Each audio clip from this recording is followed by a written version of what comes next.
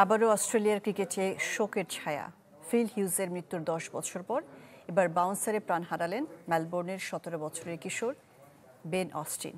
অনুশীলনে side arm থেকে ছোড়া বল আঘাত করে তার ঘাড়ে।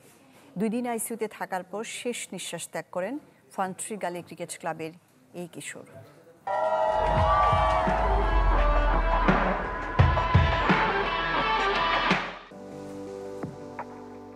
ক্রিকেট মাঠে মৃত্যু কতটা মর্মান্তিক বিশ্ববাসী দেখেছিল Australian batter feel হিউজের চিরবিদায়ে।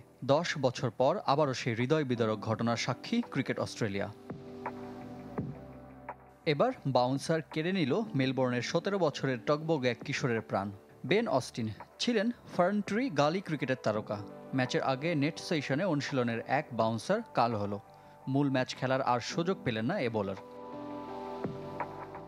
Monas children হাসপাতালের আইসিইউতে 2 দিন লাইফ সাপোর্টে থাকার পর মেনে নিতে হলো নিষ্ঠুর বাস্তবতা। বাউন্সারের আঘাত, স্টিম গার্ড ছাড়া হেলমেট পরা, ঘাড়ের কাছে বল লাগা, সবকিছুই মিলে যায় প্রয়াত ফিল হিউজের ট্র্যাজেডির সাথে। কিছু ছেলেরা নেটে অনুশীলন করছিল, সাইড আর্ম ছোড়া বল একটা ছেলের ঘাড়ে লাগে, যেমনটা লেগেছিল ফিল হিউজের। তাকে খুব দ্রুত হাসপাতালে নেওয়া হয়, তবে শেষ পর্যন্ত তাকে বাঁচানো গেল না। এ মাসেই 17 বছর বয়সে পা দিয়েছিলেন অস্টিন। গত বছর একাডেমির অনূর্ধ্ব 16 দলকে ঘরোয়া টুর্নামেন্টে নেতৃত্ব দিয়ে চ্যাম্পিয়নও করেছেন। সেবার আসরের 3য় সর্বোচ্চ উইকেট শিকারী। প্রিয় ছেলেকে হারিয়ে হতবিহ্বল বাবা, তবু ক্ষোভ নেই বলারের প্রতি। এই মর্মান্তিক দুর্ঘটনা আমাদের আদরের বেনকে কেড়ে নিল। তবে সে যা করতে ভালোবাসত সেই ক্রিকেট মাঠেই তার মৃত্যু হলো, এটি একমাত্র সান্ত্বনা।